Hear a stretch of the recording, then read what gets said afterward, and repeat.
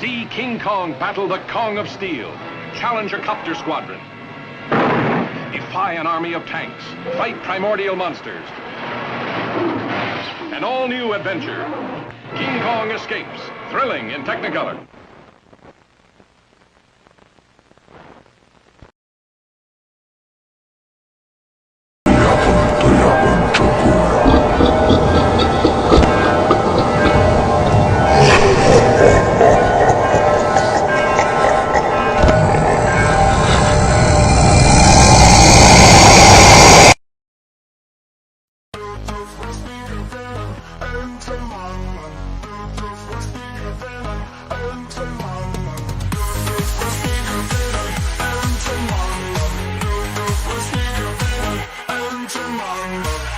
German sips with a grin so wide.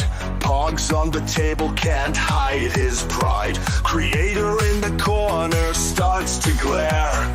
Madness sparks and hate fills the air.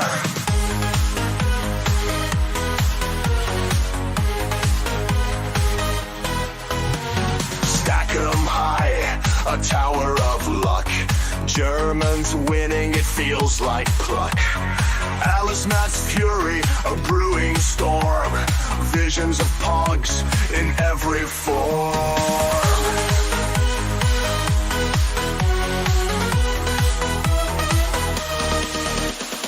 Pogs are spinning, tables turning.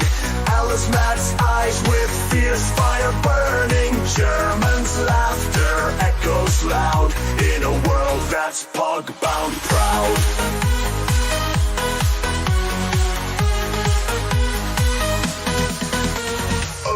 Matt sees and he's mad insane. Eyes on fire, can't take the strain. Pogs and pieces drive him to pain. His patience snapping like an old chain.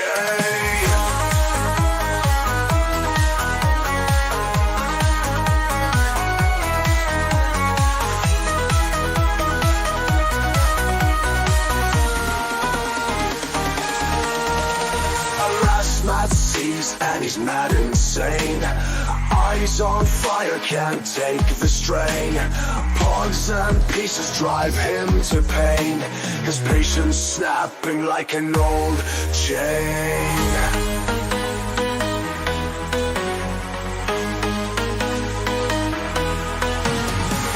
Du bist nie gewinnen, Entenmann. Du bist nie gewinnen, Entenmann. Alas, my fumes can't take no more. Pogs and slammers hit the floor. It's not about the game you see. It's about what fun could be. Du bist nie gewinnen, Entenmann. Du bist nie gewinnen, Entenmann. Du bist nie gewinnen, Entenmann. Du bist nie gewinnen, Entenmann.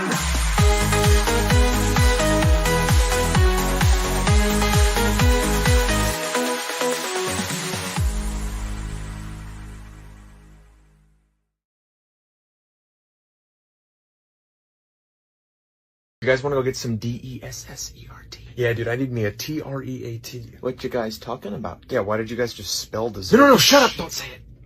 Why? Oh god, how do we tell you this? Simon can't spell.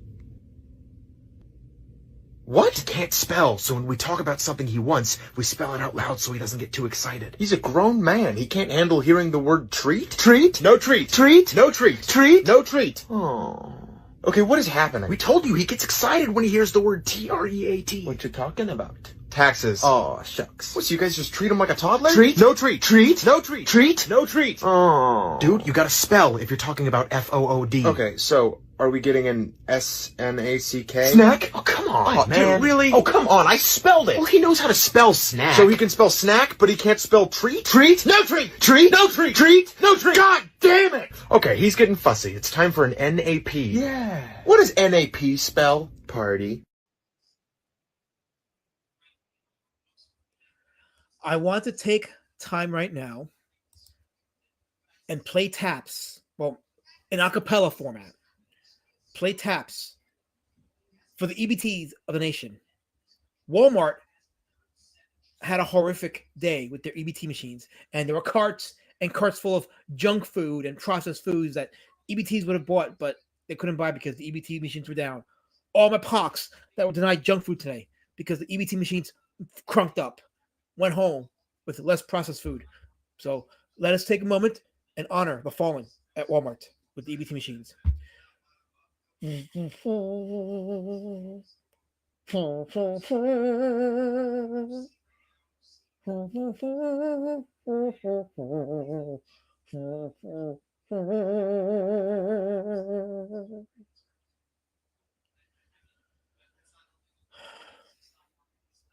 Someone's 5 kids and 5 baby daddies are not happy tonight. So, damn the EBT machines. Brian Chris Guy, how you doing? He says, I'm working and can't hang out, but the Frankenstein meets Wolfman has a special place in my heart.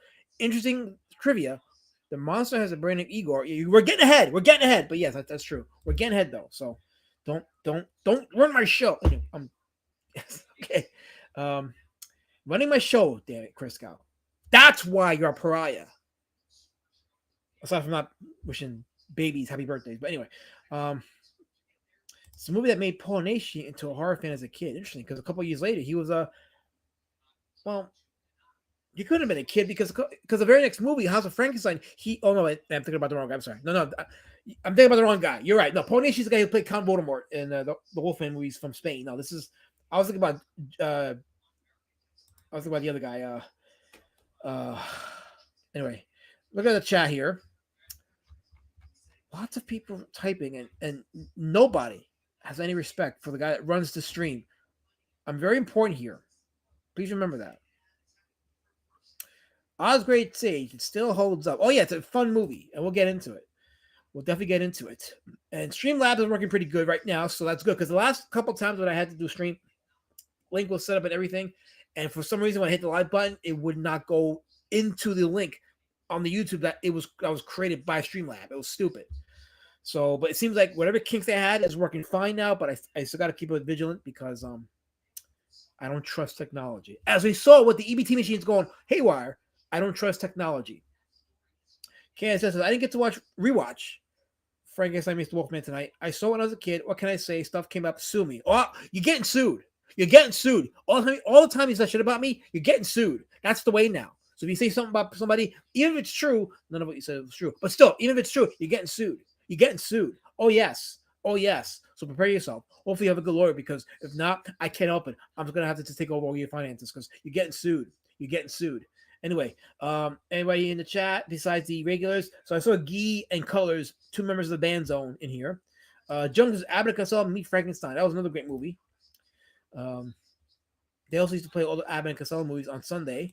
I remember those days back when there was no streaming and you hardly had to go. You didn't get a chance to go off into the video store as a kid, so you were dependent on whatever was playing on TV at that time. So, yeah, yada yada yada. Okay, here we go. Mike Jenkins. He says, "I loved this movie when I was a kid. Gilbert Gottfried used to do the best Maria Upenskaya. I'm guessing that's the lady that played Maliva, the gypsy woman from the Wolfman movie. Gilbert Gottfried used to do a best Maria Upenskaya impression or on old Howard Stern shows. Yeah, so we're definitely skipping out of here, but I rewatched this movie a couple weeks ago, so it's still fresh in my mind. And before I jump into Frankenstein meets the Wolfman, today is an anniversary. Let me show you what the anniversary is. I bookmarked a couple of these. Actually, no, I didn't bookmark. It's in my profile, my X profile. So let's go to it.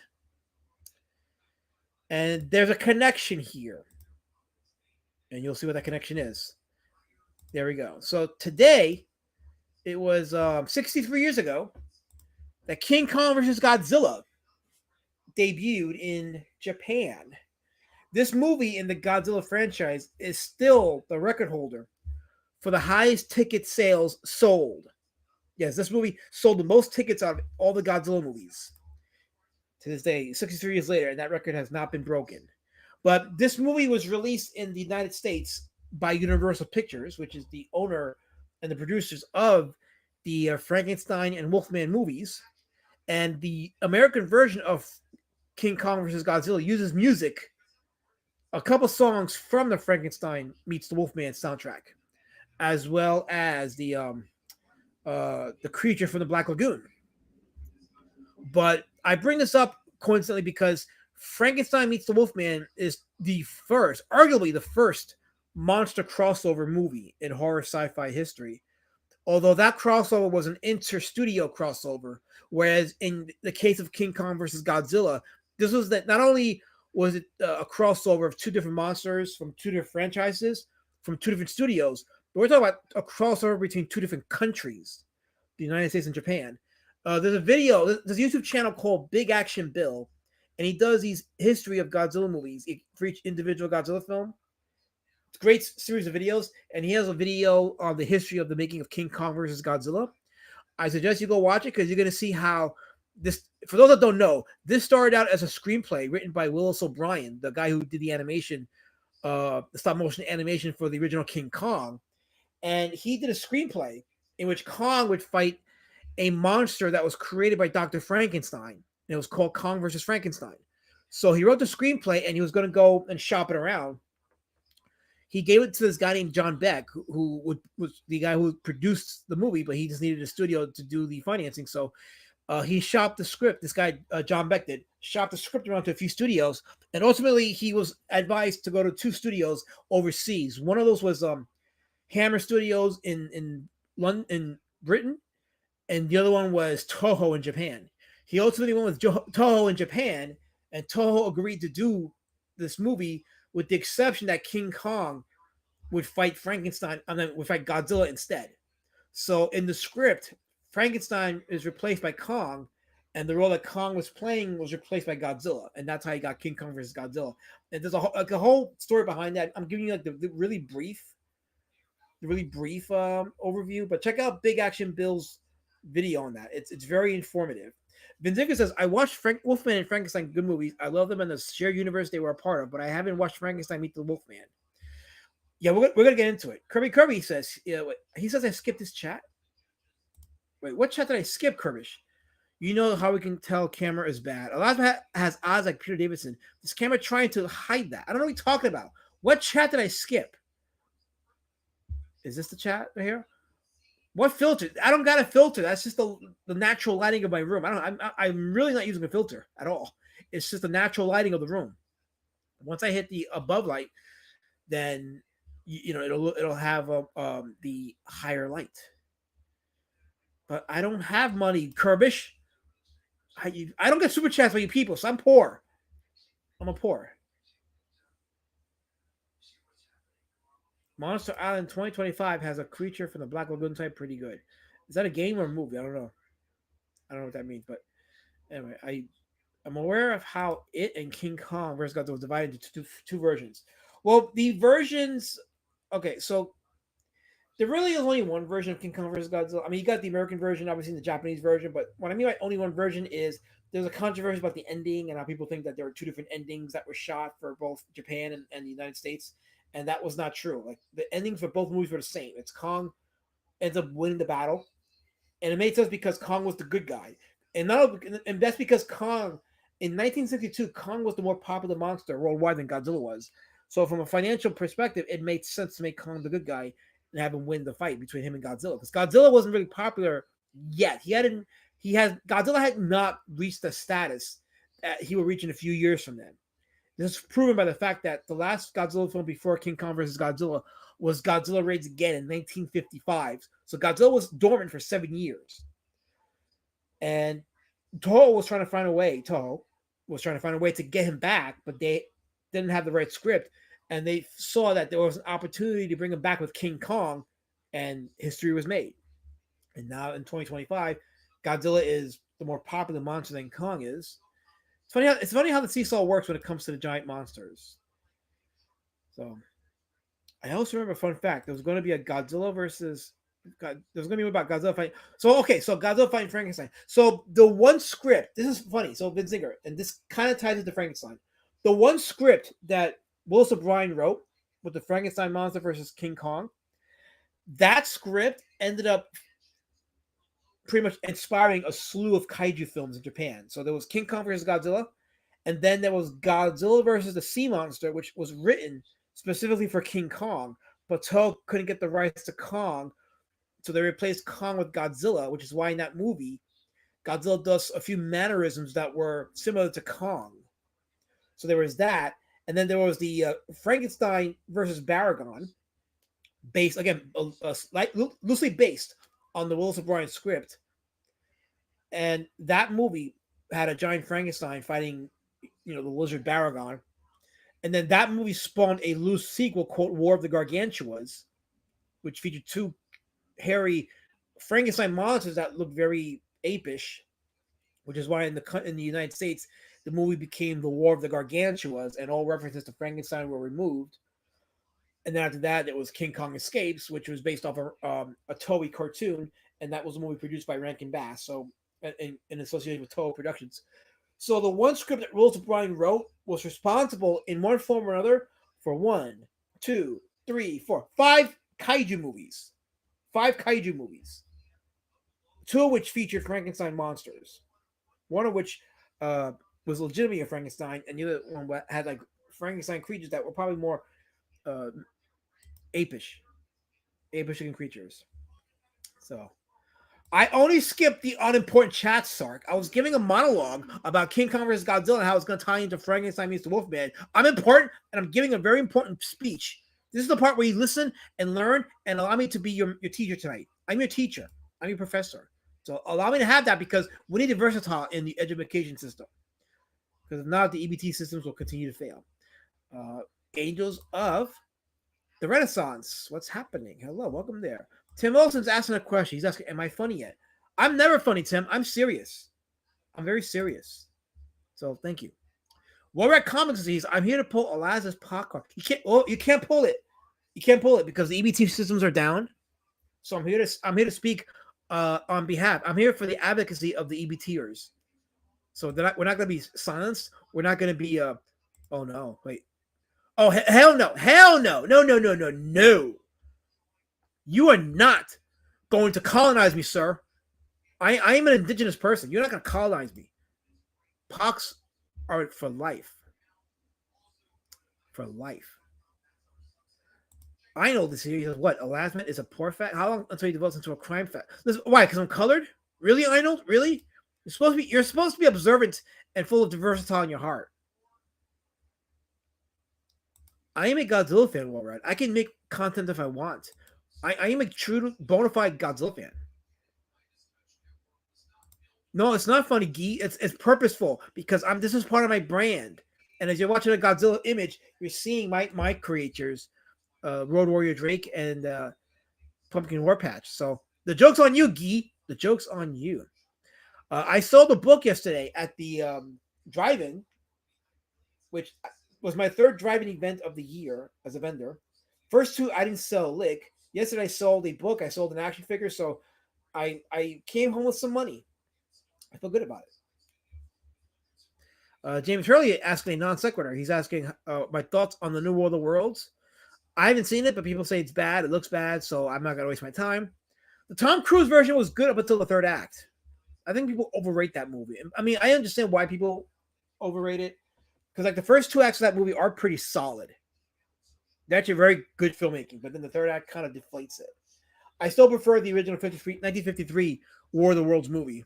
That to me is still top notch. So, let's see. I'm going to skip a few chats because if not, I'm going to be behind. I'm already behind by a few. So, and y'all ain't paying me for this. By the way, I don't know. I'm going to make this announcement, and I'm going to make it every stream. And I'm probably going to add some kind of overlay to show it. But for anyone that donates me $10 in Super Chat money, I'm going to send you the PDF for the first Road Warrior Drake book. I should show the images of the books. That only makes sense. Because why would I talk about it and not show it? So here we go. So for anyone that donates a $10 Super Chat, you're going to get a PDF of Street Champion Road Warrior Drake. If you donate $20, you'll get Street Champion Road Warrior Drake and Beast Citizen Road Warrior Drake. Two PDFs. You'll get that. So I figured if you're going to send me a Super Chat of that much money or more, you should get something in return. So I will send you books, PDF of the books. for Street Champion Road Warrior Drake and Beast Citizen Road Warrior Drake. So $10 will get you Street Champion Road Warrior Drake PDF. 20 will get you the Beast Citizen PDF. I'm sorry, 20, I mean both. The $20 will get you both the Street Champion and the Beast Citizen PDF. So that is my pitch for people that want to donate super chats to me, so you can get something in return, not just me giving you the privilege of having your words read on the screen, but something a bit slightly tangible. I mean, digital's not tangible, but you know it's something for your money.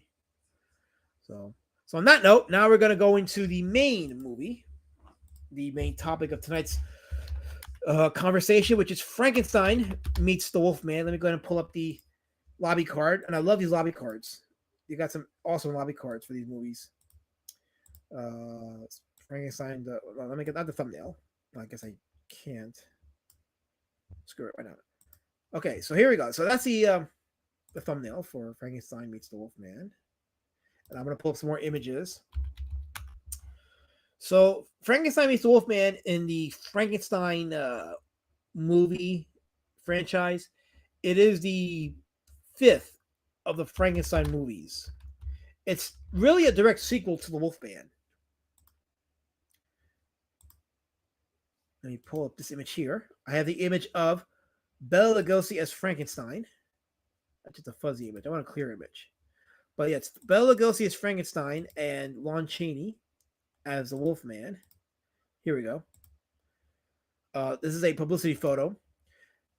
Now, the thing you're going to notice when you watch the movie is that Bela Lugosi only plays Frankenstein for a few scenes. He's assisted by a stunt double in quite a few, especially the scenes where he's fighting the Wolfman or some of the more action-oriented scenes. It's done by another actor. Partly because Bela Lugosi at the time was not physically able to do those stunts. And also, a little bit of trivia. Frankenstein has some dialogue in this movie. And those scenes were cut out in the cutting room floor. And I don't know if those scenes are ever available now, if they're lost in time, but he had some dialogue in this movie as Frankenstein's monster, and it was cut out. But the reason why he was able to speak was because in the previous Frankenstein movie, The Ghost of Frankenstein, Lugosi played Igor, the hunchback who ends up having his brain transplanted into the brain of the monster so he can get that physical strength. And hilarity ensues. As I say hello to my beautiful lady. Well, she's Lady Sikipu, but she's getting better. Soon she'll be Lady Shadowban again. But for now, she's still Lady Sikipu. But Lugosi was Igor, and his brain got transplanted into the monster's body. And in Frankenstein meets the Wolfman, I guess it made sense to have him play the monster since he's pretty much the monster with Igor's brain. But because he doesn't speak in this movie, or because his dialogue scenes were cut out, there's a few things that happen in the movie with the creature that don't get addressed. Like, for example, this is the movie where the stereotypical Frankenstein walk happens with his arms stretched out and he's walking like he's blind. It's because he's blind in the movie, because the brain of Igor didn't integrate well with the Frankenstein body, so it caused all kinds of issues. And as a result, the Frankenstein body rejected the brain, or it came with some very dire side effects. So that was a thing. So Lugosi's dialogue, as a result, being cut off, people didn't get that connection. Also, the Frankenstein that's being addressed in this movie is not the original doctor that created the monster. Then this is where it gets confusing. The screenplay didn't really address it up until later on in the movie. And that's based on a throwaway line by the actress that plays Elsa Frankenstein, who's she's the granddaughter of the Frankenstein that created the monster. But when they're talking about the Frankenstein doctor in the movie, they're talking about the son of Frankenstein, the one that was played by it's like Claude Rains, I think it was. That was he? No, it was Cedric Hardware, I think it was, right? Let me see, because there was two Frankensteins, there's two sons. Yeah, this is the Cedric Hardwicke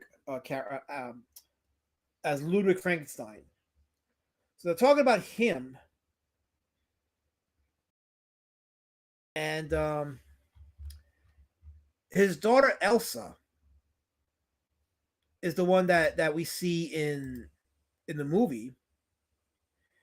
She kind of plays the Frankenstein connection in the movie.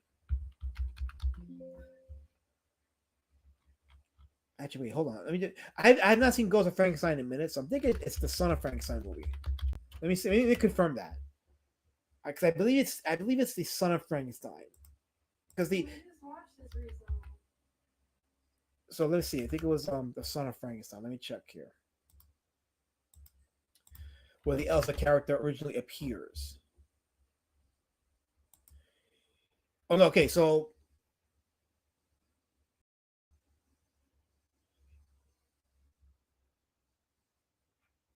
okay, so yeah, so this is where it gets confusing with the Frankenstein lore, because it's not made clear who it is until Elsa herself says it. It's the Son of Frankenstein that they're referring to when they talk about the Frankenstein doctor, and she talks about her grandfather as the one who created the original Frankenstein, not the Frankenstein that they're talking about. So yeah, so Elsa is the daughter of Ludwig from the Ghost of Frankenstein. So this is where it's confusing, because there are two Elsas in the Frankenstein universe. There's the Frankenstein is the Elsa who's the wife of the Frankenstein from the Son of Frankenstein, and then this Elsa who appears in the Frankenstein meets the Wolfman movie. She's the daughter of Ludwig from the Ghost of Frankenstein. So it's confusing as a result. So this is where the film kind of went off the rails a bit in terms of who are they talking about when they talk about Frankenstein. And there's a lot of like retcon issues with the Frankenstein lore up until this movie, because I think the original movies took place in Germany, but then they moved it to a fictional town called Visaria. And I think they did that to give the Wolfman the ability to actually travel to Visaria. So that way it would seem like it was someplace more accessible by local traveling, as opposed to having to take a plane overseas. So there's a bit of like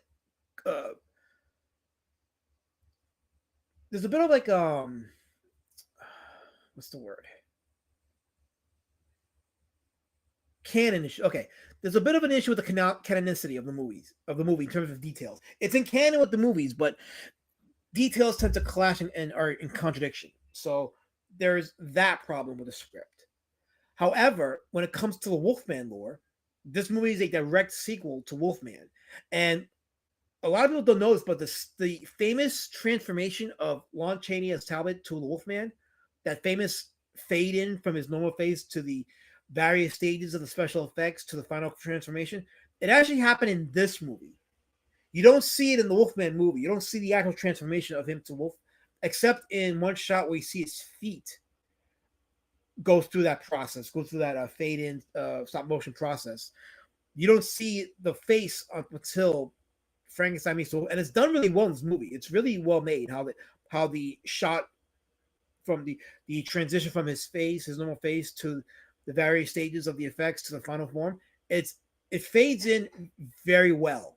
It's really well done how in this movie. And this is very much a Larry Talbot Wolfman movie. Frankenstein definitely is a second fiddle, and what I mean by Frankenstein, I mean the monster. He's definitely second fiddle in this movie. But it's a continuation of Talbot's curse, his journey. Because wait, hold on, Kansas says, wait, what is this? When did you determine that tonight's movie was supposed to be Frankenstein meets the Wolfman? Because last week, because I stopped listening to you halfway through. Well, if it plays out, KSS, and you stop listening to me halfway through, then you're not going to remember me saying that you're the worst thing that ever happened on this planet, and you should like go eat a strawberry. You're not going to remember me saying that, so we're going to be good next week. Anyway, so let what go, Oz? Let what go? I'm trying to tell a movie. I don't know what you're talking about. I'm allowed to tell a story. So let me tell my truth. You know what I'm talking about. Oh wait, never mind. You're playing the role. Never mind. I don't mean to ruin your LARP. I won't do it again. The movie was also shot during World War II, says Mike Jenkins. Yes, a little bit of historical context there as well. Cartoonicus, he says, a horror franchise has reached its jump the shark moment when they finally take part in a versus movie. Yeah, well, the Frankenstein movies, I think we're definitely taking a financial toll on Universal. By the time I got to Ghost of Frankenstein, it ran out of steam. So they say, hey, let's do the thing where we do a crossover. We got the ability to do it. So let's have our two famous monsters, Frankenstein and Wolfman, come together. Well, the Frankenstein monster come together and have a fight. Or in this case, they're not really fighting until the final act. So the movie's actually titled Frankenstein Meets the Wolfman, not Frankenstein versus the Wolfman. So there's actually the title. The movie does live up to its title because Lon Chaney's Talbot does meet the creature, and they form some kind of like understanding of what they need to do and what Talbot is trying to get in terms of him getting the records from the doctor so he can have himself unalived. There's that YouTube word, unalived. Lady Pink says, she says, in my unprofessional opinion, pretty good effects considering the times. Yeah, the Wolfman transformation is very good. It's very good. And it is overall it's a fun movie. It's not horrific in the way that the first Frankenstein movie was, or even the original Wolfman was. This is more of it has like a sci-fi appeal. Definitely a B movie sci-fi appeal. But it's fun. And that's all a movie like this needs to be, is fun. But yeah, I mentioned the canonicity problems with the Frankenstein lore. Not much so with the Larry Talbot Wolfman lore. It's very consistent because it's the second movie of the Wolfman franchise. You have Maliva, the gypsy woman who was the mother of the Bela Lugosi wolf character in the first movie that bit Lon Chaney, that bit Larry Talbot. She reprises her role in this movie. She more adopts Talbot as her foster son and tries to help him end the curse. There's references to what happened at the end of the first Wolfman. So yeah, so there is a genuine attempt to connect this movie with the first Wolfman movie to tie up any loose ends, and a genuine attempt, albeit not as successful, but an attempt to connect it with the Frankenstein franchise, which going forward from here on in, Universal now pretty much does all their monster mashes. So this is the movie where all the monster mashes pretty much trace their origin to. Now, some people don't like the retconning of some of the information from the Frankenstein movies and how this movie handled it, but it's not a major retcon, I don't think. But there is definitely a difference in tone between this movie and the first Frankenstein movie, for sure. And again, I didn't like that there was a lot of emphasis made on like Ludwig Frankenstein when it really was the first Frankenstein, the Henry Frankenstein, who was the cause of all this. So like when the villagers are pushing back on Talbot and pretty much giving him the culture because he was looking for Frankenstein and trying to get all the information. You were thinking they were talking about the Henry Frankenstein from the first Frankenstein, but no, they're talking about Ludwig, the son of Frankenstein, who was in the Ghost of Frankenstein movie. So that was kind of weird. It takes you out just a bit because a lot of the damage was the result of Henry's experimentation. Victor Shade, he says, I never knew this movie existed. Interesting. I would play a trailer, but I don't know what the copyright issue is with Universal. Universal can be kind of litigious. So I don't want to take that chance. Let me show another image from the movie. This is the scene where the Frankenstein monster directs Talbot to some of the notes that the Frankenstein doctor left. And I will say, like, Lugosi's Frankenstein was not the best Frankenstein. I know why they had him play it because, again, he was Igor, and they wanted to show that connection between Igor's brain being transplanted into the monster. But this was not Lugosi's best performance in a monster movie. Igor, many people have touted Igor as Lugosi's best performance in a Universal monster movie, and he follows up with the worst performance as the Frankenstein monster. And again, he doesn't get much to do much in the movie because the stunt doubles do more work for him. But yeah, so yeah, Frankenstein meets the Wolfman. It's a good movie. It's a fun movie. It's not good in the way that Frankenstein was good, or in the way the Wolfman was good. This is every bit a classic B movie. The entire purpose of this movie is to entertain, and this is absolutely one of the most entertaining. Moon of Hell. Do you want the link? Actually, I'll send you the link. I don't know if you can come on or not, but let me send you the link. If you want to come on, great. Give me your clout. You don't have any. I'll give you clout because that's how this works. But I will send you the link. If you want to come on, great. If not, don't worry. I don't take it personal because you're just going to be here to say, horrific things. I'm sorry. I'm not going to party to that. Maybe I shouldn't give you. I mean, I already sent you the link, so it's too late. But I shouldn't give you the link. Well, whatever. It's done now. It's over with. So, no, nobody wanted to watch a movie about a monster warthog. We're not doing Razorback ever. The best call off was the best call off. Good night. The best Frankenstein was Boris Karloff, and I agree. But I will say this: the Glenn Strange probably did the second best Frankenstein. Glenn Strange, he took over the role of Frankenstein in the House of Frankenstein, the House of Dracula, and Frankenstein. I'm sorry, and Abbott and Costello Meet Frankenstein. So I think Glenn Strange was the second best after Boris Karloff. But Lon Chaney was Frankenstein in the Ghost of Frankenstein, and he was meh.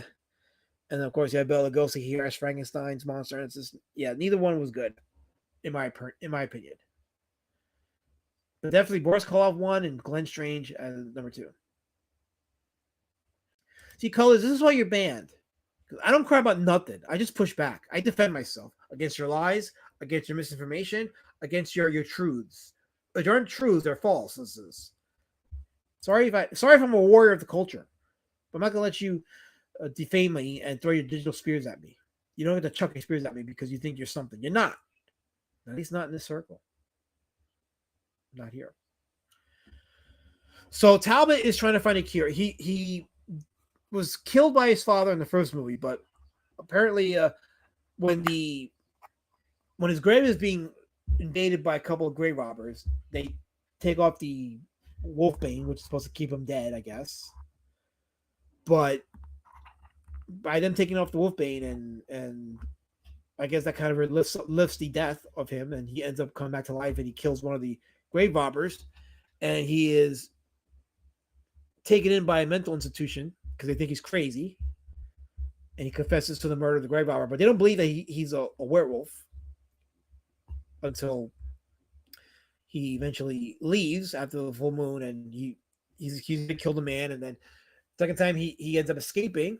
The doctor that was treating him, Dr. Mannering, traces him into Visseria, and Talbot's in Visseria because he's heard about Frankenstein, and he goes there with the gypsy. He finds Maliva first. Maliva promises to take him in and to help cure him of the curse, and they both go and look for Frankenstein, Dr. Frankenstein, in the hopes that Dr. Frankenstein will have the information that they need to help reverse the curse and possibly kill him. Rest in peace.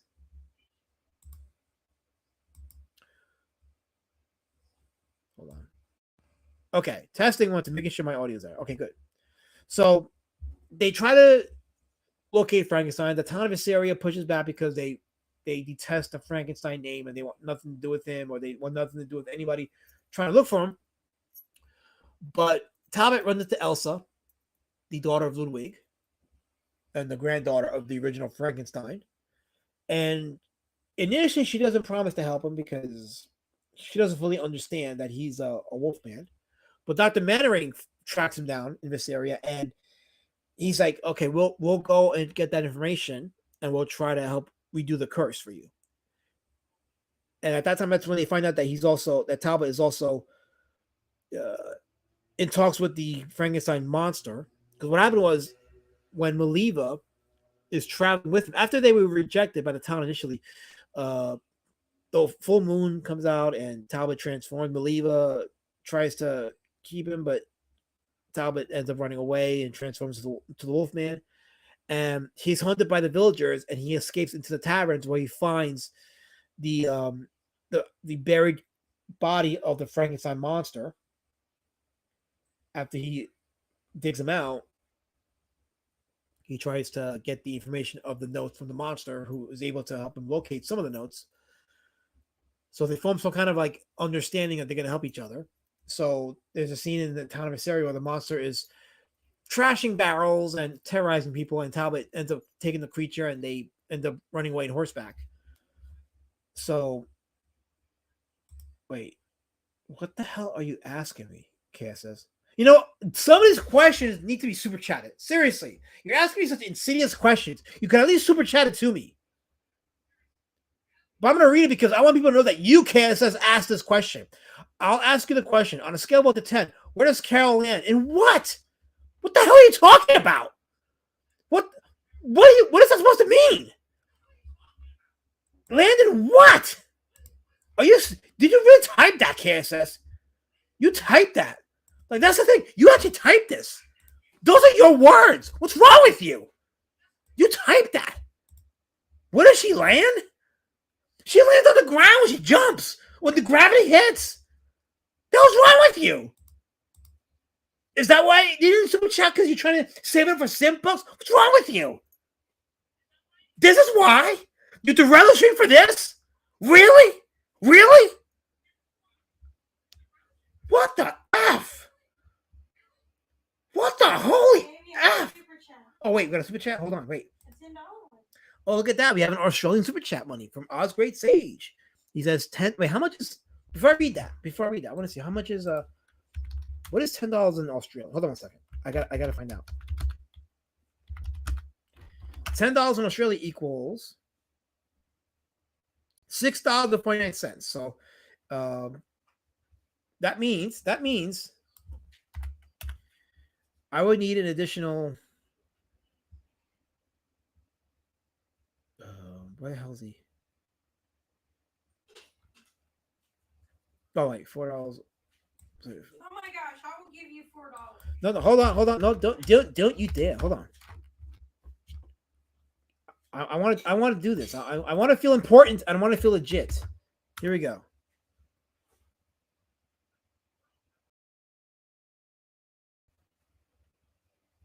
Math is hard. Let me read you super chat. I'm sorry. This isn't the calculator is not cooperating. By the way, $10 from Oz Great Sage, $10 Australian. Who is the worst monster, Rose from Titanic or Jenny from Forrest Gump? I say Rose. Derailed again. Duck says quack.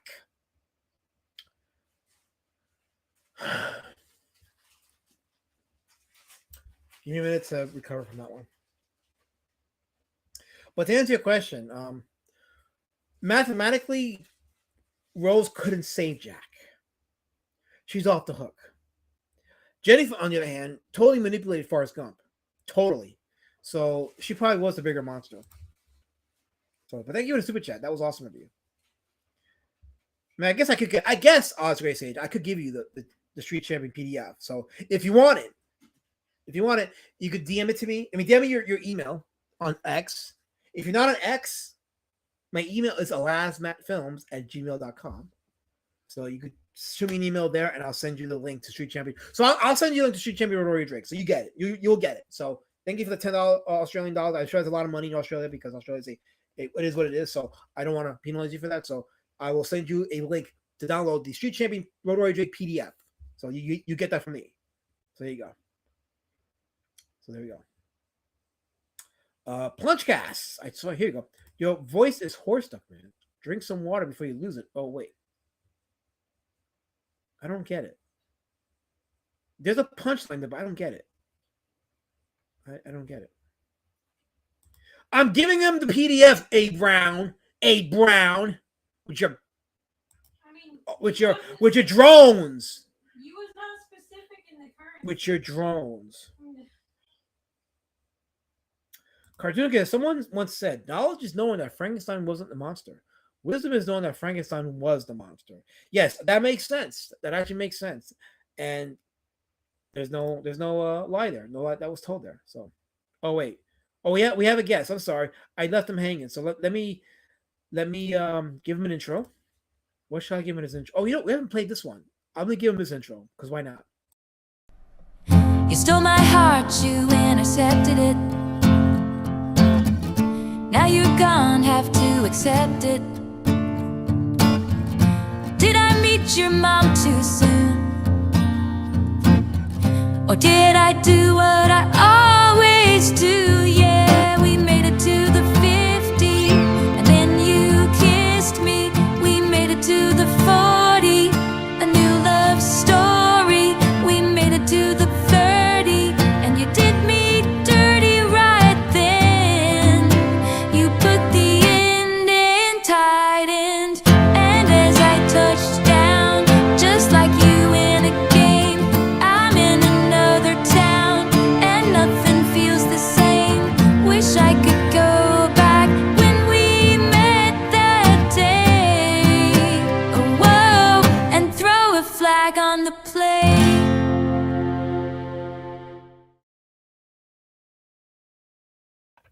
Oh wait, I thought I had him on the street. Here we go. Wait, hold on. I gotta. There we go. My good friend Mood of Hell. How are you today? Why Taylor Swift? Why not? I demand a Chapel Roan or Lizzo intro. Wait, hold on. Kay says, how is that a dox? That is my email. alasmatfilms@gmail.com. That more or less is my business email with regards to the comics and everything related to what I do. So alasmatfilms@gmail.com. So Oz Great Sage, send me an email there and I'll send you the link to download Street Champion, Road Warrior Drake. Michael Bancroft is saying, he's like, why am I like this? Like what? What did I do? What does that mean, Helmet? What does that mean? Why am I like what? I guess Michael Bancroft hates Taylor Swift like me. Oh, that's what it is? I guess. Okay. Well, you saw Frankenstein meets Wolfman, right? No. You haven't? The only monster crossover that I ever watched was Dracula Hunts Frankenstein with Paul Naschy, and that one was crappy but funny. Oh, no, I love that movie. I have the Blu-ray of that. That's actually okay. So we're deviating a bit, but we'll talk about it. So yeah, so in the West, it's known as Dracula versus Frankenstein. And it was directed by Al Adamson, and it is a cheaply made movie, but it's one of those so bad it's entertaining movies. And it's got the goofiest looking Dracula and the more goofier looking Frankenstein monster in the movie, and Paul Naschy, who played the Hunchback Daniel in the Universal House of Frankenstein, which is the film that came after Frankenstein meets the Wolfman. He played a doctor. He played a Frankenstein, one of the descendants of Frankenstein, and he played that in the Dracula versus Frankenstein movie directed by Al Adamson. Cheaply made, but entertaining as hell. So yeah, this is true. I am not doxing myself. Well, actually, I kind of am. So that is true. That is true. But yeah, if you're in the chat, and you haven't already, there's a link to the Lucent by Michael Bancroft. Go ahead, and if you haven't backed it, go ahead and back it. Actually, no, it's not a crowdfund. You can order it from there. There you go. Get your copy of the Lucent by Michael Bancroft. The link is in the chat by. Wait, so you haven't seen them? Okay, so what do you know about Frankenstein meets the Wolfman? I know a funny story about that Bela Lugosi was supposed to have dialogue, but the test audience laughed their asses off when they heard his accent, so they cut it from the movie. So he has no dialogue in the movie. Yeah, and all his dialogue scenes got cut. I think, if I remember, like you said, the test audiences laugh at the dialogue scenes. So Lugosi's performance as a monster was not good, so they had to cut the scenes out. But in doing that, they spared the embarrassment of the performance of the monster. But in doing that, they also severed the connection between why he's blind and walks with his hands out in this movie and the fact that he had the brain surgery done with Igor's brain transplanted into his body. So but that was a witty idea, but it was poorly executed. The brain transplant arc in the movie. Yeah, It's not discussed in the movie. So like if you're watching this movie, you wouldn't know that the monster is actually walking around with a different brain from when he was created all the way back to the first Frankenstein movie, which actually begs the question. And I'll ask this question to the people in the chat: is the monster in Frankenstein meets Wolfman the same creature in spirit from the first movie, or is because of the brain of Igor now it's a different monster? I read the movie had some strong continuity problems. Yeah, and I kind of discussed some of it. The monster was found in an ice cave, but originally was burned. Mm-hmm. That was a problem, I guess. Yeah, that's a good point. Like I hadn't seen Ghost of Frankenstein in a minute, but I do remember like there was no icy caverns in the ending of Ghost of Frankenstein. Yeah, there was a scene where he was set on fire. So I remember that. Yeah, I do remember that. So yeah, there was a lot of continuity issues with the Frankenstein portion of Frankenstein meets the Wolfman. Not so much on Wolfman's side, but definitely on the Frankenstein side. And I guess because when they were doing the Frankenstein movies, there was no plan to connect it with any of the other monsters in the Universal, um, library. KSS asked, "What do you know about Frankenstein meets Wolfman?" I know it's better than Razorback. That's a valid statement. That's a valid statement, KSS. There's truth in that, mathematical truth, which I didn't suggest because I never heard of that piece of shit movie until that day. But weren't you the one that recommended that movie? Yes, he was. Yeah. So why is he acting like that? He's bombarded like the rest of us. He wants to put the blame on Osgrade Sage. You can't do that, Osgrade. Osgrade Sage gave me a super chat today. You don't get to put him on the pedestal, KSS. He is the man. Tonight's stream is sponsored by Osgrade Sage. For that great sage in you, try Oz. There, I just promoted Osgrade Sage. See, I'm a great pitch man. But we should be nice to Kissy. He has birthday today. Oh, is it his birthday today? Yeah. Hello, Kissy. Hi, Kissy. Welcome for your birthday, Kissy. Yeah, you like that, Kissy? Kissy. Wait, is it really his birthday? We can't assume it's not, unfortunately, because he is Kissy. But still. Like you said, the Wolfman portion of the movie seems to be the best part of the movie. Yeah, it's where the heart of the movie is, because it's really you're seeing Larry Talbot's arc and his continuation of trying to defeat the monster in him. That's the struggle that he's facing. Yeah, it's also played by Lon Chaney Jr., who was great as the Wolfman. Yes. Oh yeah. I think he was better in this movie than Wolfman. I mean, he was good Wolfman. I think he was better in this movie. All Wolfman scenes in this movie, I think, were better than the Wolfman movie. Wolfman movie is good, but I think this was a better Wolfman movie because you see the transformation from Talbot to Wolfman, and there's just more that we're learning about Talbot as a person. Did you know that it was planned that Lon Chaney Jr. played both roles, the Yes. Frankenstein monster and the Wolfman? Yes, I did hear that, and that's because he played the monster Frankenstein in the Ghost of Frankenstein. But I don't know how they were going to pull that off. Like they can claim, they could try all they wanted about doing like split screen or having stunt doubles in certain shots. It was not going to work. So they made the right call by having someone else, even though it was Bela Lugosi and he wasn't the best Frankenstein monster, but still, it was better to have Lon Chaney dedicate and fully commit to Talbot Wolfman than to have play two monsters. What wasn't Bela Lugosi already having substance abuse problems at that time? During this time, he was starting to become on the outs because of those substance abuse problems, and he was having certain health issues, which is why he couldn't perform the role of the Frankenstein monster. So there was a lot going on with Lugosi's private life, and this is where like shit started to go downhill for him on his personal life and his career.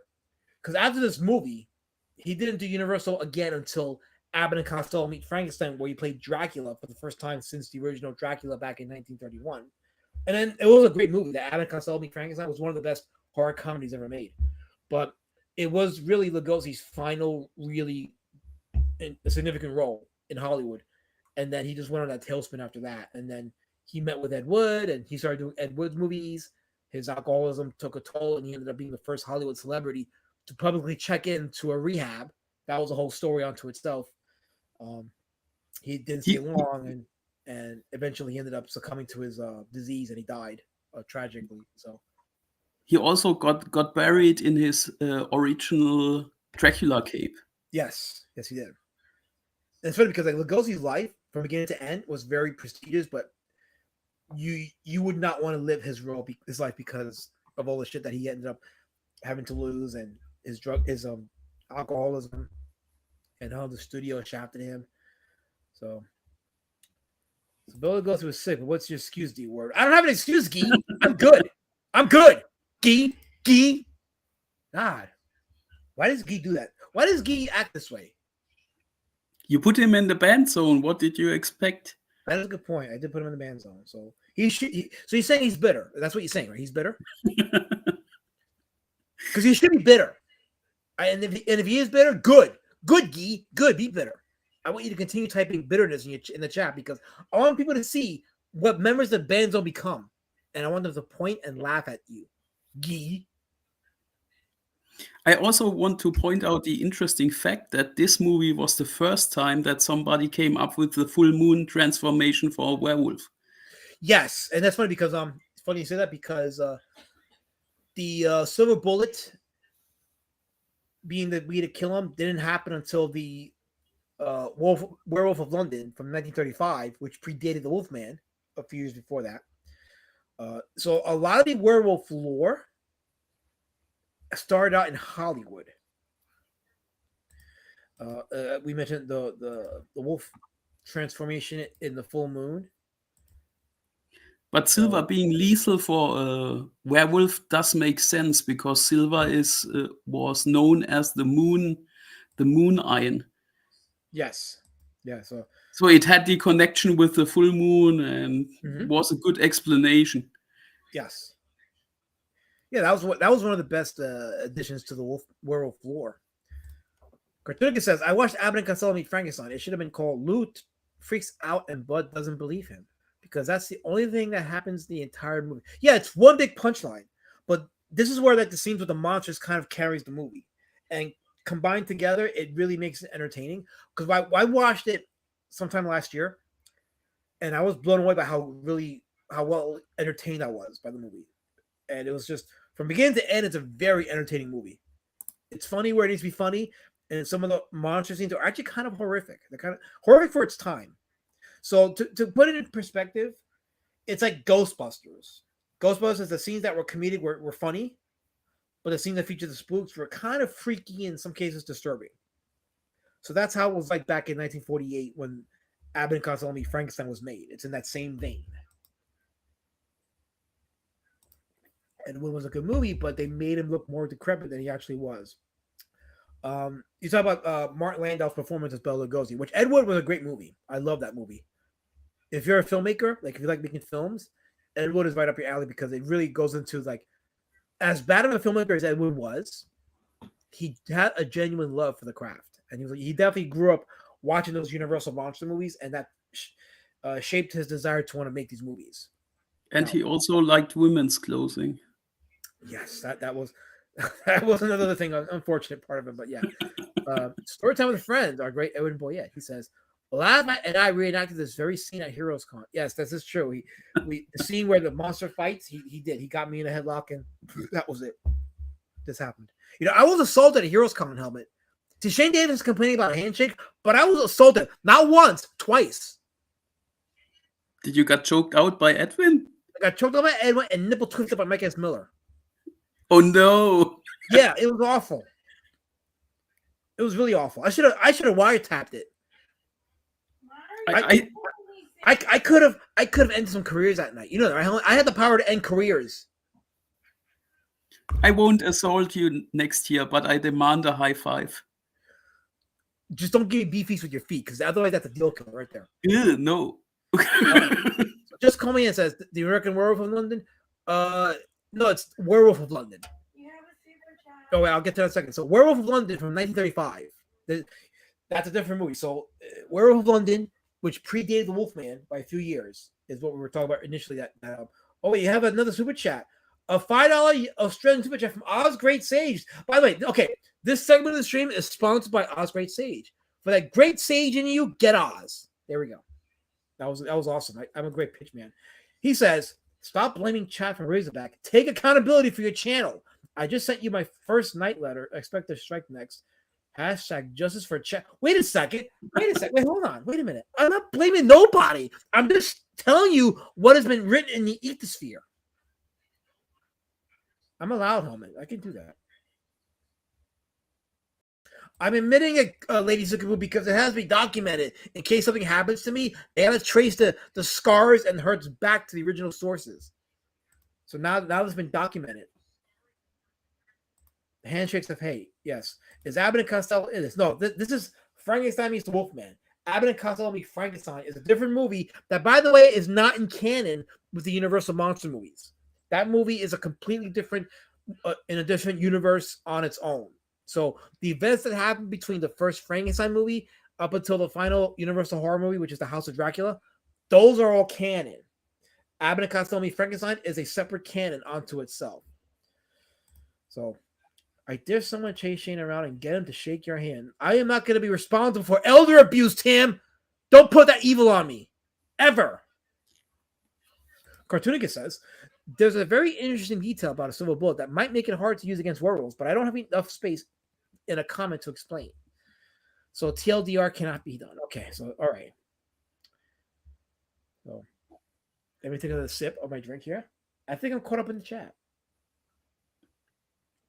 Oz, don't forget to email me your email address. I will send you a link to Street Champion Road Warrior Drake for you to download. So KSS with a stupid chat. We haven't had these in a minute. So hail to the stupid chats. No, more stupid chats, but I'll take a stupid chat here or there. He says, time step 11426, damn it. I demand just us. And that's a wait. Let me see. What are you sending me? Kizzy decided to choose violence today. Yeah, he's sending us the link to the Chinese ghost story stream. Why, Kissy? Why? Why are you doing this? What about Razorback? Kissy, let it go. Razorback was an abomination of an attempt to try to suggest for us to watch it. I don't care who suggested it. It never should have been suggested. We all agreed to some error, and we all have to take responsibility. We are all accountable to each other, Kissy. Don't make this about you. This isn't about you. We're a community, Kissy. You hear what I'm saying? We're a community. I'm sorry. I mean, what I mean is, what I mean, KSS, is I will take a look at the stream, and I will forward you my thoughts, and then we can go from there. And, I acknowledge your chat, and I appreciate that. Thank you for the super chat.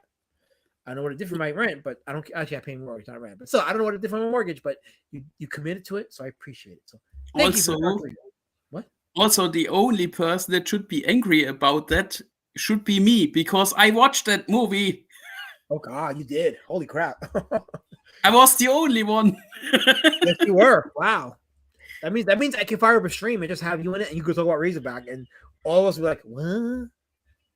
I'm the victim here because I'm German. It's anti-German racism against me. Hold on.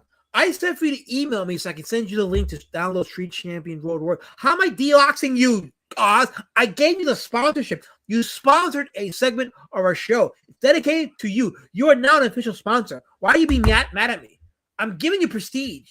See, Gee, Colors, and Jabbage are in the ban zone. John Donald Kirby is in the mock zone. You're actually a sponsor. You're being given the prestige, the highest honor anybody can get in this channel, which is sponsorship. You are now an official sponsor. I've given you that role now. Nobody can touch you.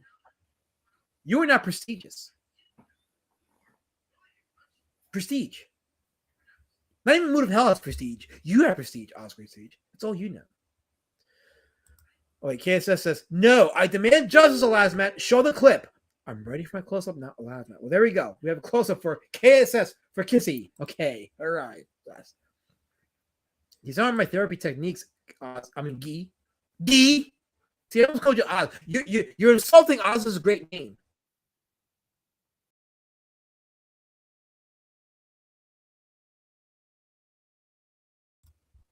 What happened? He made me so mad. He made me so mad that the internet failed. Yeah, you sound like a gay roboter. Am I roboting? Say something. No, I can hear myself on the YouTube. So I'm not roboting. I can hear myself. Yeah, but you are roboting a little bit. I need confirmation from other people if I'm really roboting or not. No, see, look at Guy. Look at Guy. Taking credit. Did he hack your router? No, Brown CPR is in the chat somewhere, so he did it. He's pretending to take credit, but it's really Guy. It's really Abraham CBR. Why is your internet that bad? That router means something different here. What does? You don't need nobody hacking your router. Oh, yeah. Yes. Anyway, Garrett says that we will have his revenge on the city of Elasmat. See, look, he calls himself Kissy. So we have final confirmation, official confirmation that KSS refers to himself as Kissy. So there you go, Kissy.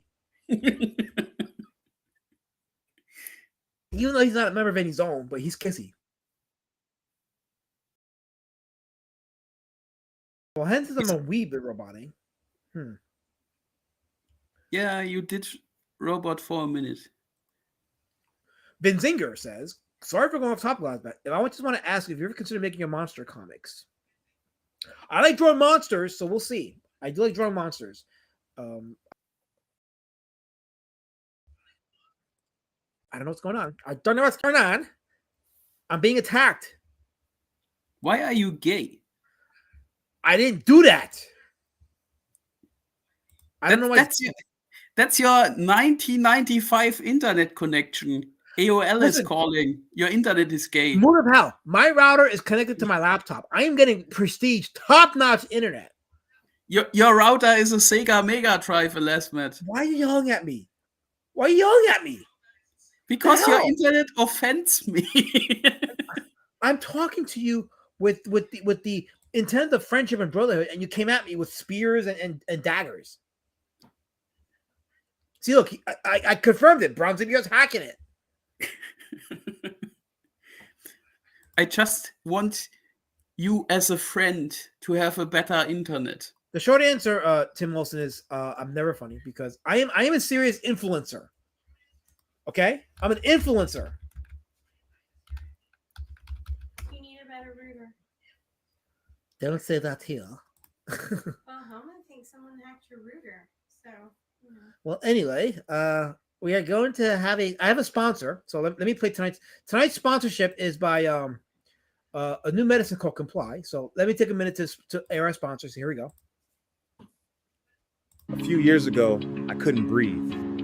But then I started taking this, Comply. Now I breathe just fine. Side effects of Comply may include dizziness, obedience, improved breathing during police encounters, and sudden respect for authority. Do not resist while taking Comply.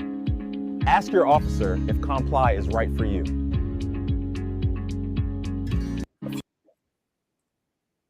Health advice.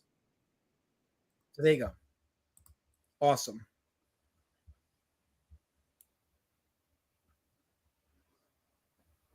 Are we there, Homewood? Yeah, I just witnessed that we have the friends of the Gay Anime Lollipop Guild in the chat. Oh. Oh, Arnold and Primathy. Yes, Primathy's here. Here we go. Suddenly my laptop smells like beefy. Oh, God, no. Oh, damn it. What the hell? Oh, I bet that room smelled like cheese that day, too.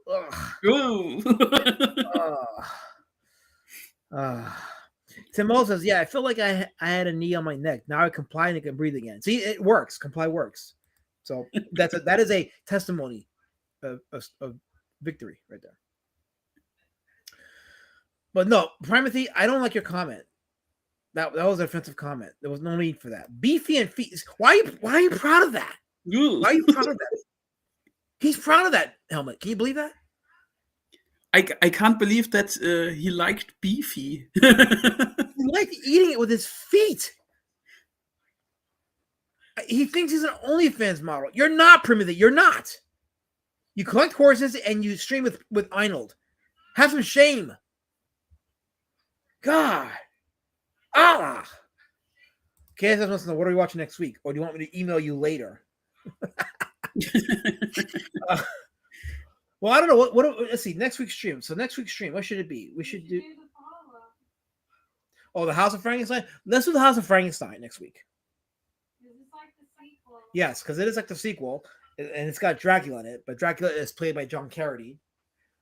But yeah, we'll do House of Frankenstein. So that has Boris Karloff coming back, but not as the monster. He comes back as a character named Dr. Neiman.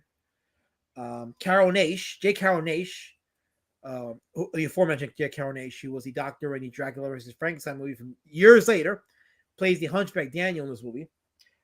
Lon Chaney returns as Larry Talbot, the Wolfman, and the debut of John Carradine as Dracula. So that'll be next week's movie, The House of Dracula. Not doing crime, he goes, comply. Yes, comply.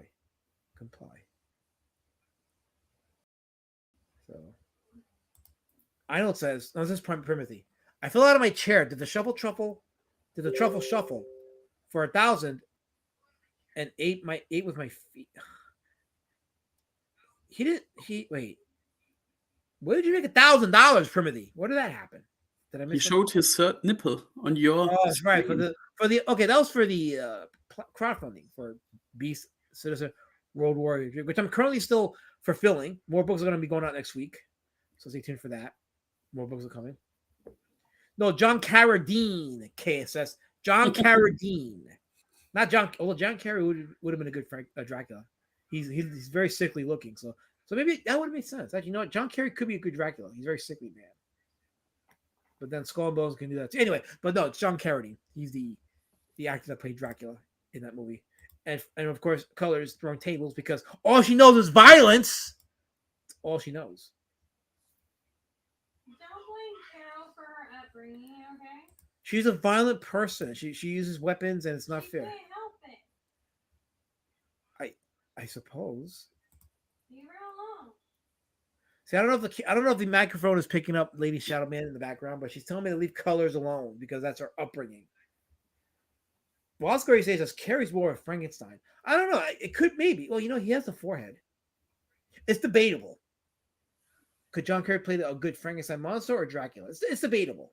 John Carrey would be a good Count Chocula. Because he looks like the mascot from the serials.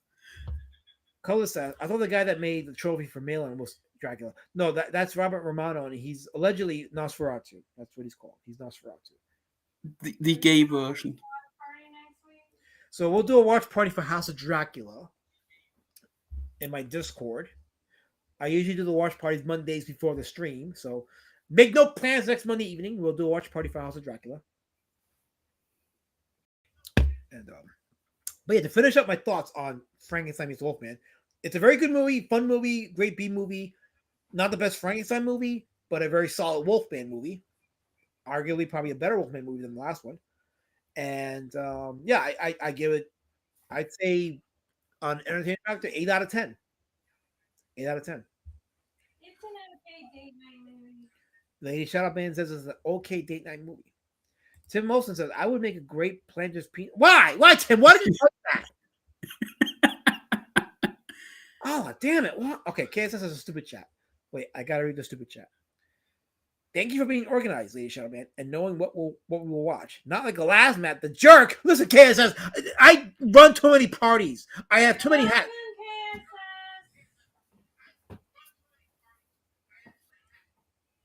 Right, I actually heard her there. So, Cartoon says my favorite Dracula is Adam Sandler as Dracula. Oh, that would be funny. I don't remember him playing Dracula. He was the son of Satan one time in Little Nicky. Oh yes, that did happen. This didn't happen. I was going to say I did not give Carol any rate. I rated the movie Frankenstein meets the Wolfman. I rated this movie 8 out of 10. I didn't give Colors any rating. That was a sick question.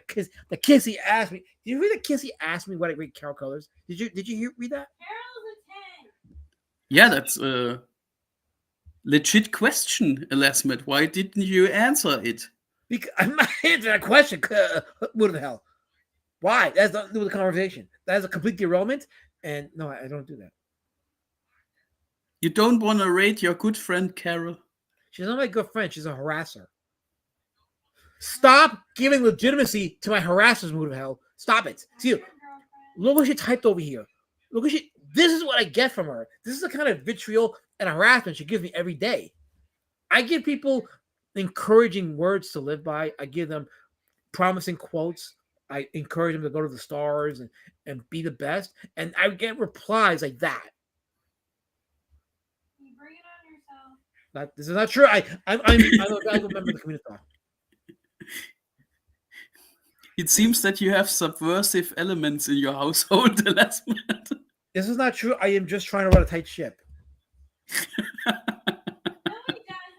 I absolutely do, and we're not gonna have mutiny in my stream because I'm running a stream and I'm prestigious. I have clout. People watch me because I have clout. I'm important.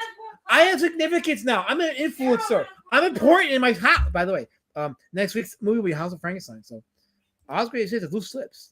What does that mean, loose slips? Why'd you type that? Oh, you guys are sick in the chat. You guys are typing some sick stuff. I'm not reading half of what you're typing. Carol needs to change her name to Carol Clout. Don't encourage her. Do not encourage She's her. got more clout than you. That's not true. That is a lie, and I will fight. See now this is why I'm a culture warrior. I will fight against the culture of colors every day. Love Every you, day. Carol. I am fighting the culture of colors.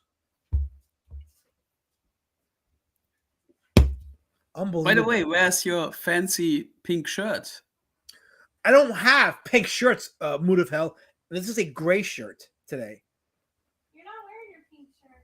This is a He has a pink shirt though. no. I don't have a pink shirt. It's red. It's blood red. It looks so good. It is blood red. I wear red. I mean, it's blood red shirt. Everyone at the market called it pink. No, she had color issues. It was red. I cut my wrist. I showed her it was red. Red is my blood. It was purely red. It was red. It was a red shirt. It was not pink. By the way, guys, did I mention that next week's movie is going to be House of Frankenstein? Yeah. You fighting Lady Shadowband is a way better crossover than that movie. Thank you, Helmet. I actually like House of Frankenstein, but we'll She's talk about lovely. that. We'll talk about that next week. But I actually did like House of Frankenstein. Yeah, I mean, admittedly, it's not as good a movie as Frankenstein meets Wolfman, and admittedly, it's a movie that had problems, but I enjoyed it. But The girl was annoying. we'll talk about that next week. Yeah, there's some campiness about that movie. Somebody suggested in the chat Bride of Frankenstein. It would be interesting to talk about the underlying SJW-ism of that movie. So I actually talked about Bride of Frankenstein in my Frankenstein stream, but we can bring it up next week. I have no problem bringing it up because since we're on the topic of Frankenstein and it is part of the same universe, we could discuss. Yeah, there is for the unaware people in the chat maybe. There is an underlying issue with that movie. Yes, we will definitely get into it for sure. Let's just say the underlying issue is equally homosexual than your pink shirt, Elasmet. I don't have a pink shirt. Stop it, Moonfell. Don't undermine your cause, Moonfell. You're a culture warrior like me. We have to fight the same culture together. What's your problem? Lady Shadowband likes it and says you look fancy in it. I don't have a pink shirt.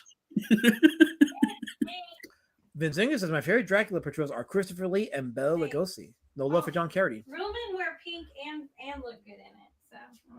Or don't wear pink. There you go. Or don't wear pink. Yeah. Or don't wear. I mean, anyway. My name is Kissy. It's not like a pastel pink. It's like a hot pinkish red. Or don't wear pink. Lady Shadowband, the problem with that pink shirt is when Elasmet is wearing it, he looks like one of the village people. That's okay. Not one of the fancy ones. He's just trying to be popular. I'm trying to read a comment. Okay, so I'm trying to read a comment by my good friend Kissy. So Kissy says, did he pay for it? He did not, but then it can wait. Okay, well, He says The Bride of Frankenstein is a weird movie. Those tiny people in the jars. Why am I reading this comment, Kissy? Damn it! I was vouching for you, Kissy, and you had to sneak that in there. Quit calling Kissy. He called himself What did Kissy. I tell you about that? He called himself I don't Kissy. care what He calls called himself Kissy. We've confirmed it. He calls himself Kissy. He's not Kissy going forward. He's KS. So yeah. Salmon shirt. There you go, salmon. No, it's not salmon. It's like a bright salmon. Wait, Yeah. why is the last one turning? People love salmon. Gee, you're in the ban zone. Your comment means nothing. Nothing, Gee. Now Kissy says real men wear pink, quote unquote. So last man I say because he's not a real man. Screw you, kid. Screw you. You're just jealous. No, hold on a second. You're just jealous. You're just jealous. It's okay. I accept your jealousy because your jealousy is my power. You're just jealous. You're jealous. But it's okay. I'm winning. I'm winning. Every day. Every day. My throat's bleeding, so. Now Cartoonica says he's wearing a dark pink shirt. A very, very dark pink shirt. That would make it purple, no? Now you're into purple. Because pink is a lighter shade of purple, or purple is a darker shade of pink. Whatever your glass of water perspective of that is. But yeah, that's purple territory. So he wears purple shirts. I think. It's a flowery pink. Look, we did a stream talking about Frankenstein meets Wolfman. Why is this about my shirt now? These people need to understand. We got to stick on topic. Topic is this movie, not the color of my shirts. You're the one that keeps changing the topic. I changed no topic. You change topics all the time. Andrew Curry says push. Oh wait, I missed your comment. Okay, wait. What was your comment? I'm sorry, I'm being buried with hateful comments. Curry, you gotta be a bit more pronounced. I don't know what comment you were. You're just saying hi to people. You're saying hi to KSS. All you're doing is saying hi to people. Oh, here we go. Is this a comment? Something about aggressive salmon. Do you wear? Okay, well, first of all, alas, Andrew, you're better than this, Angela. You're better than this.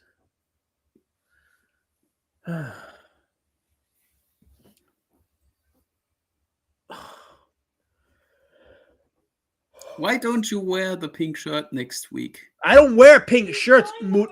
I am not wearing it. The chat demands it. The chat loves your pink shirt. I don't have pink shirts. I don't wear pink. He will wear his aggressive salmon shirt next week. By the way, on a slightly unrelated note, supposedly on the 13th of this month, which is on Wednesday, YouTube is going to be changing their authentication procedures, meaning that for people that are going to be streaming past the 13th, I guess they got to do some kind of like age verification or something now. Have you heard of that? Yeah, and they try to verify via AI if you are 18 or not. Yeah. People to trap. Yeah, I don't know how I feel about that. So apparently there's going to be some kind of like stream apocalypse because a lot of people are going to just... They're going to leave YouTube. Right, they're going to be leaving YouTube. So I don't know what... Users are leaving, creators are leaving. So I don't know what that means for this channel. I'm going to wait and see. But You should stream on Twitch instead. Yeah, I mean, I'm gonna look at options. I'll look at options. But yeah, streaming on Twitch, like, what's the? Elassi did it for years, and it was good. I read it, Angela. I read it, Angela. I read it. Why is Angela so angry tonight? I don't. She's been groomed by colors. That's why. I mean, she's still lovely, but she's angry, some sort, with you. I did nothing wrong. But yeah, I'm gonna wait and see what goes on. So Hen said she will be on Twitch too. Okay, so yeah, there's gonna be a move to Twitch. Some people are gonna be moving to Rumble. So Twitch and Rumble seem to be the are gonna be the two. Spotify's doing it too. Well, they're doing the age. The ID. So Lady Shannon just said that Spotify is doing the same thing too. That's what I've heard. YouTube. But then again, I don't mess with Spotify. I get my music elsewhere, so that doesn't bother me. But I know a lot of people use Spotify, so that's gonna be a thing. So it'll be interesting to see what happens. And I'm bringing this up because it will affect if I do my. my next indie comic outlier stream this Thursday, which is, by the way, I'm gonna do an indie comic outlier that's gonna be like, it's gonna hurt a lot of egos. Wait, she says it's all platforms, but the age verification.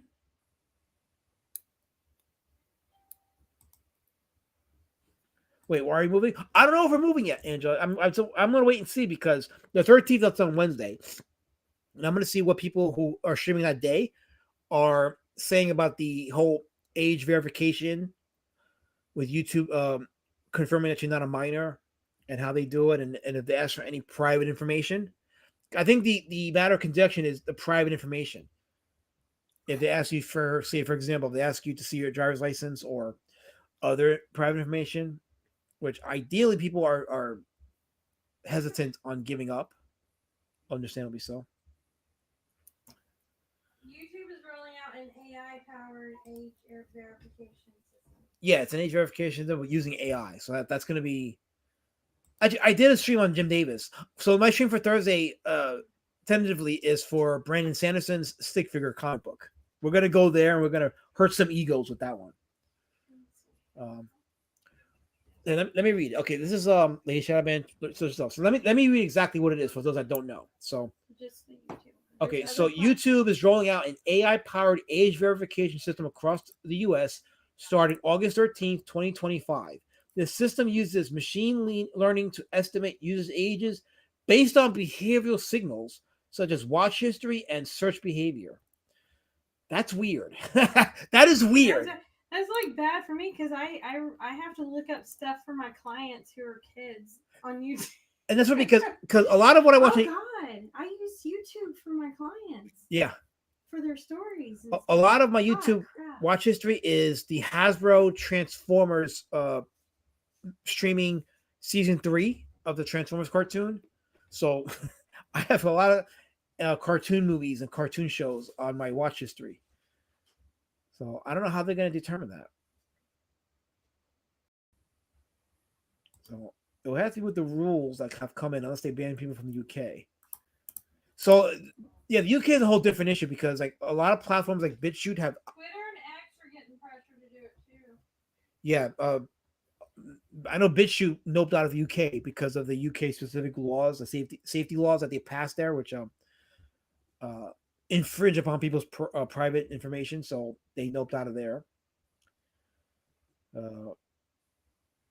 Anybody who makes too many fart jokes is getting kicked off. Well, I'm all for that, because I'm not a fan of bathroom humor and cheap humor, because I think you need to be a bit more clever than that. CG's Joseph Garfield, as they should be. Absolutely. So some person says they just need a face thing. Okay. Granted, Olathe would be misidentified as a very large baby, but listen to me. Okay, I'm a man. I got, unlike some fatties in New Jersey, I don't dye my beard black. I'm a proud salt and pepper guy. I don't do that thing, but yeah, I watch Kiss Stuff on YouTube with my grandkids, Dora and Godzilla. Yeah, I have Godzilla streaming. I have Transformers streaming. So no, BitChute, KS says. BitChute. Y'all remember BitChute? It's still active, but in UK they pulled out. So if you're a UK user, you don't have BitChute there. So it's one less platform to watch and attack on the citizens of the UK's freedom of speech, but they don't do that over there, I guess. So they don't want to determine. They want you to give them your information. Yeah, that's the thing. They want your information. It sounds like it's very I don't know. They're setting up for something. Oh, I know what they're setting up for, but it's just, seeing it playing out in real time is they're setting up for a global system. It's a global takeover of your information. That's what it is. They're going to take over how you hear things, how you see things. They got to control the flow of information. So it's a slow absorption of the independent news outlets. It's going to happen little by little. This is just the start. I'm sure it started with the payment processes with MasterCard and Visa, and they've been clamping down on certain websites that offer adult content, and they've been clamping down on that. So a lot of adult content workers are actually losing money because of that. It's a very concerning thing in the fact that it's entering this sphere and it's entering all platforms. So there's definitely an attack on how we receive information and the ability to give information. So stay tuned for this. This is going to be an interesting development. So we'll see how it is. Dystopian. That's what it is. Exactly. It's dystopian. Time to start a Rumble. I mean, I have a Rumble channel. So I do have a Rumble channel. I used to stream both YouTube and Rumble, but I stopped doing the Rumble streams for a bit. I don't know why, but I just found I guess it was better for the bandwidth to just keep it on YouTube. But I could stream on Rumble. I could do the multi-platform streaming. So maybe for the next stream, I'll stream to Rumble. But we'll see. We'll see what happens. Yep, globalist, 100%. Demon worshipping pedos hate the truth. Every time, Osprey Sage, every time. They want to control us because they know we know. And you're spelling out the word. I'm not going to show it, but I know what you're saying. So, oh boy. Anyway, okay, just call me Hen. She says, I just read the details of the online safety laws and it has nothing to do with free speech. You shouldn't believe everything people say on the internet. All I believe, Hen, is what the results of that law has happened. Platforms are leaving from there. There's obviously something more than meets the eye. So, again, you say I don't believe the internet, but I believe the actions that follow the passage of certain laws. Trump passed an executive. I did read that. He did pass an executive stopping Visa and MasterCard. We'll see how far that goes, but there definitely is an attempt to control what we consume on the internet. It's happening, and people gotta be prepared. See what happened to. I joked about it when I started to stream with the EBT thing, but the failure of the EBT system today, Walmart showed how dependent people are on technology. EBT failed when I was at the store a couple of days ago. Yeah, no. Today there was a national Walmart malfunction with the EBT machines. So people. What happened at a grocery store I was at the other day? I think they're messing around with it. I think they're messing around with how dependent are you with technology, and they're letting you know that you have no independence. We control what you take in. We control what you own. We control what you consume. It's all ours. You own nothing. Just like the communists, just like Karl Marx, you own nothing. So, AI is depressing me hard. I've seen so much AI content lately and can't avoid it. It's soulless. I go back to watching my own movies. I don't really mess with the AI stuff. I mean, AI has its benefits, but too much of it is like, yeah. Osprey says, "Find Jesus." I have Jesus. I believe in Jesus. I'm afraid because I live in this world and my whole viewpoint, my whole worldview is in the carnal perspective. But I see beyond this from a spiritual perspective, and I'm not that much afraid. To me, it's just a wait and see where this all goes. Wow, this stream kind of took a turn, didn't it? Yeah. We are talking about horror movies, and that is some real life horror, so there's a connection. That's what I was gonna say. Well, yeah. I mean, the idea of a dystopian takeover and the attack on individual freedom is definitely horror based. I'm sure there are movies. I can't remember what movies off the top of my head, but I'm sure there are movies that did tap into that. So I get it. Alex Matt Jones. It's funny. It's funny because I didn't listen to Alex Jones a lot, but you know who I used to listen to quite a bit? I used to listen to a combination of Art Bell and John Batchelor, like those guys. And some of what they talked about was pretty fun. Sometimes, you do go venture into conspiracy theory stuff, but it was fun to listen to. And sometimes it was some legit stuff they would talk about that made you think. But I did think about like doing streams where I can talk about things like that and get into like certain deep topics. Like not so much conspiracy theories. I don't, but more like as we were just talking about now with the internet takeover and my spiritual outlook, things like that. So if you don't stream on YouTube, this kid says, I'm going to drive and pick up everyone in the chat and take them to your house to do your show. So help me Allah. Oh shit, he quoted Allah. Holy crap. He means business there. Wow. No, as soon as you said a lot, I'm like, yeah, this is. I better fix this. Holy crap! Get this. I'll fix it. Just don't. Just yeah. It's very dystopian as fuck. Look at the layoffs lately. Yeah, I mean, listen, if you want to argue that, I mean, yeah, gas prices still haven't come down where I'm at yet. Like I went to put gas in my car. I'm like, holy crap! Like, when is it going back below $2? It's annoying as heck to me. So we have UBI soon, and AI will run the world. I mean, AI is currently running Twitter right now, or X, I should say. But yeah, Grok had a shutdown, and they reprogrammed him. Now he's back online. I say he as a sentient. He's not sentient, but I don't think AI was a thing in 2020. No, AI just popped up like that overnight. It was like a year ago where the first Will Smith eating spaghetti AI video popped up, and it was like pixelated as heck.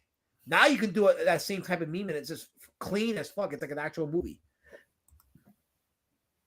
And then they had the that short AI movie that was produced. When, I think it was called Last Stop Paris or Last Train to Paris. I think it was a thing. It was like the first AI produced AI animated movie, and it was the first AI video I saw was George Floyd singing "Take My Breath Away." oh gosh, That was funny. I disavow. He's the official sponsor of Comply. Don't mock the good name of George Floyd. He is the spokesperson for one of the best medicines of all time, Comply. So A true scholar. yes, I think it's AI tech is seriously from like captured alien tech. Okay, so you're going into that realm. Okay, so yeah, I don't believe in aliens. I used to. I'm not a believer in aliens, but I mean, hey, why not? So the tech is coming from somewhere. I firmly believe that the advancement in our technology does have traces to like the mysteries of ancient Egypt, going back to Alexandria. I believe they went deep into that, and that's why we have this AI and all that stuff. I think it goes back to that. There's a spiritual component for sure.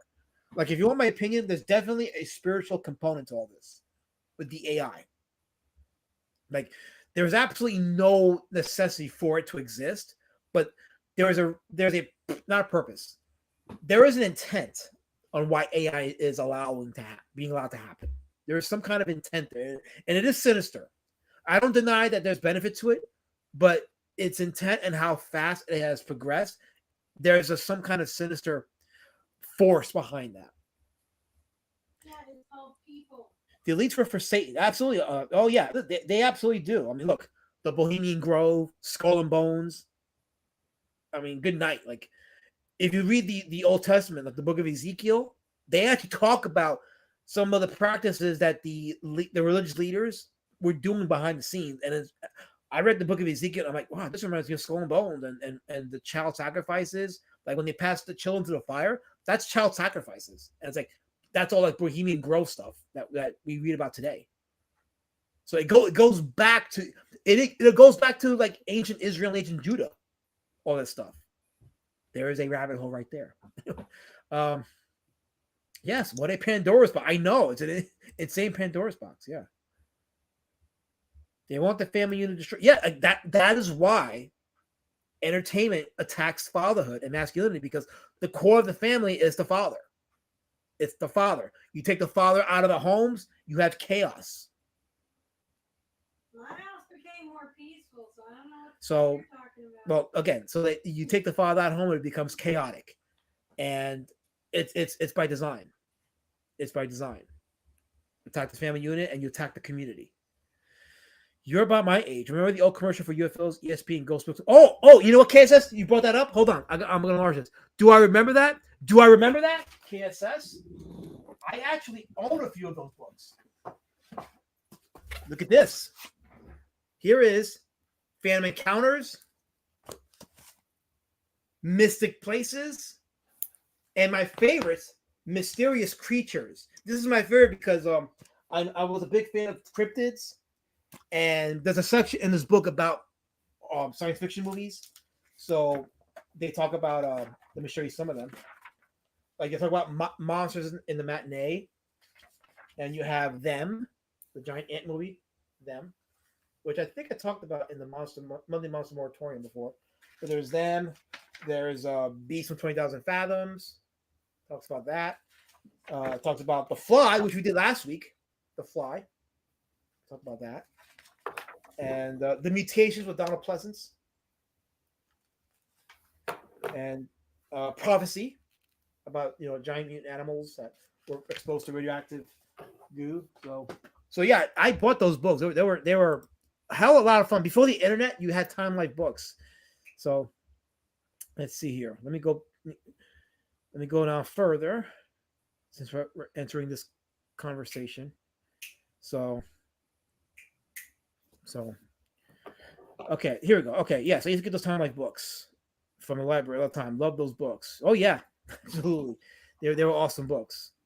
100% awesome. So, and I made sure to keep them all these years. It adds some prestige to my library. I met the famous ufologist Erich von Däniken back in the day, and had a really long talk with him. Quite the intelligent and interesting guy. What he had to tell me was very frightening back then. Yes. A light would fix that, says Shifter. Shifter, you're an abuser. You're an abuser. So anyway, we'll be wrapping up soon, but it's funny that we have so many dystopian future movies, especially from the 80s, like They Live. Yes. Or Soylent Green. Mm-hmm. Yeah. I think when we got into the 70s, I think the rabbit hole was dug in, and they were like, we gotta put this out there. It's funny that we are in real life now somewhere in the middle of all those movies and books. Yes. So anyway, I think we'll call it a stream today. So any last words? I